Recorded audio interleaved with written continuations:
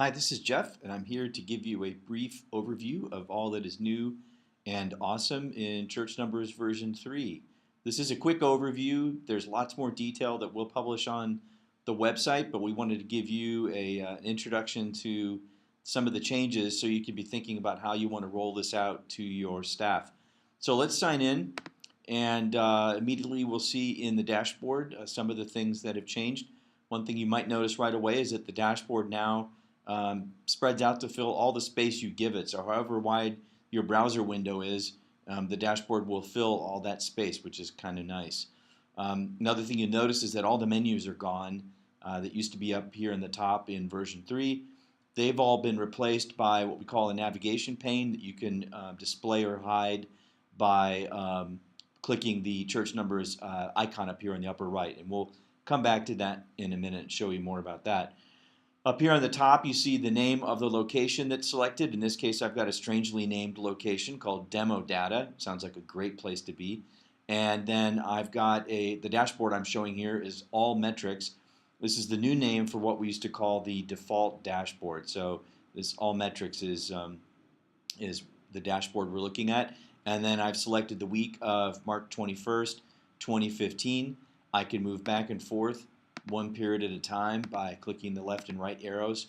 And of course, whatever week I have selected determines what numbers I'm seeing over here on the left, as well as the last data point over here on the right, which is now bigger and darker, so it stands out a little bit more. Speaking of data points that look different, something else you might notice are these hollow data points right here.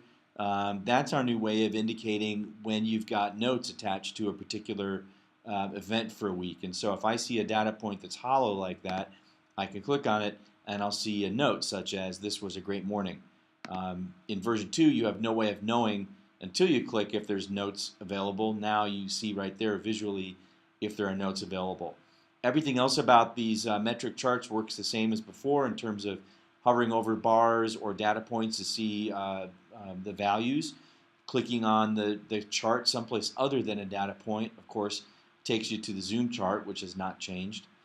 Then something else that might not be readily apparent over here on the left is when you click on the metric to see the detail, now the metric detail is grouped and you can actually selectively ungroup it by clicking these little triangles, and of course regroup it. Just clicking the triangle toggles that grouping on and off. And so now rather than having everything grouped or ungrouped, you can selectively do it and you can see how things are organized. For instance, on weekend children's and students, I've got it grouped by grade, but then if I just want to see the 5th grade classes, I can click on it and now I see the 3 5th grade classes. So it's a lot easier to kind of read and understand than the way things work in Church Numbers version 2. Another thing you might notice is over here on the right are these little gear icons. That's to show the options for that metric, and if I click on that, I get this options bar that appears on top of the metric, and this will give me a series of options of different things I can do, which depend in part on my permissions.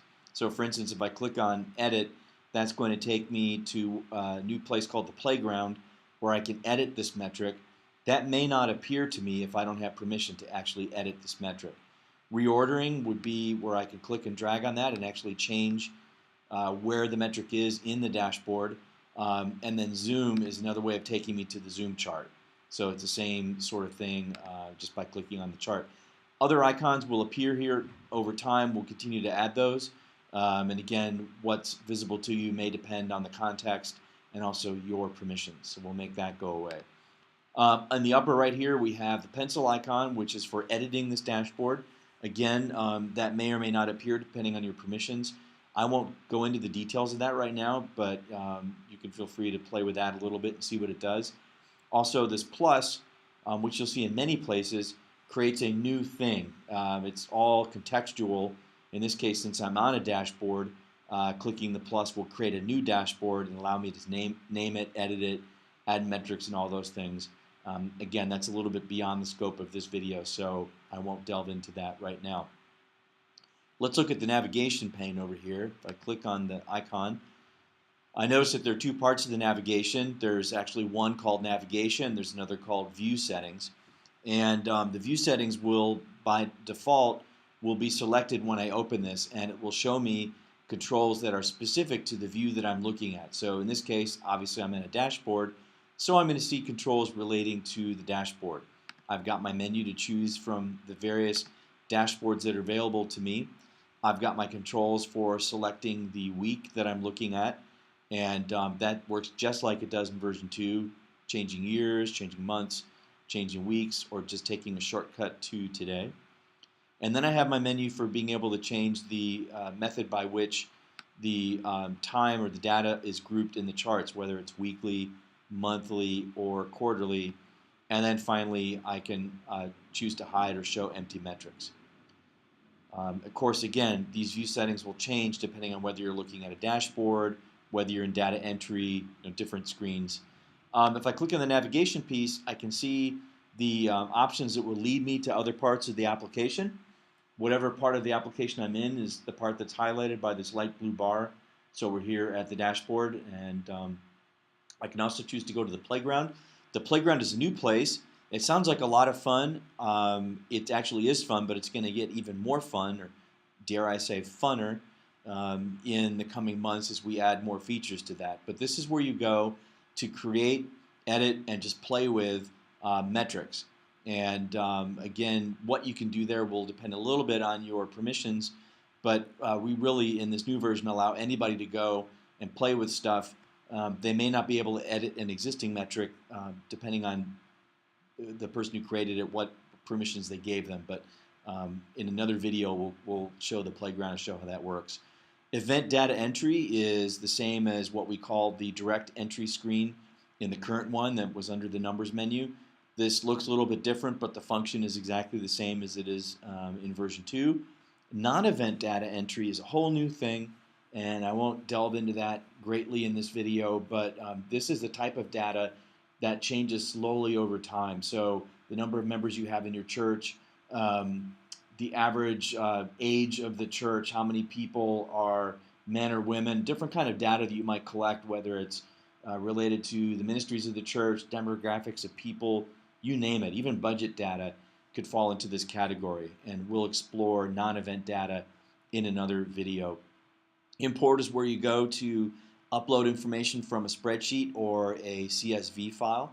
It's also where you go to import information or put the settings in place for integrations like with Fellowship One and Google Analytics. And of course, we'll be adding other integrations in the future, and you'll go to the import section to set those up.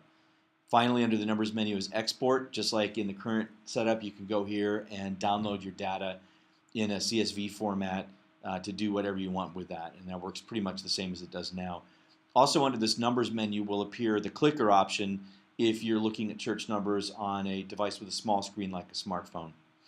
Finally, settings. My settings does exactly what it does in the current version. Lets me change particular preferences for church numbers when I'm using it. Church settings will appear if you are an account manager, and that's obviously where you go to set up all the different things about event data types, attendee types, people, permissions, all those sorts of things. And sign out will sign you out of church numbers just like it does now. This little option down here, always show this panel. If you check that, it makes the navigation panel semi-permanent in the sense that it will always be here, and it pushes everything to the right so it doesn't overlap anything. And now I can see that I can kind of freely click around here and work with that, and it doesn't really get in the way of my work. Some people may choose to have that there all the time. You may choose to have it go away.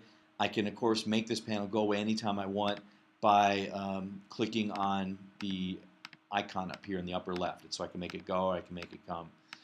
So those are the basic changes. One thing I want to tell you about is we also have keyboard shortcuts now. And so no matter where you are in the application, you can always get back here to the dashboard by holding down your Shift key and typing D.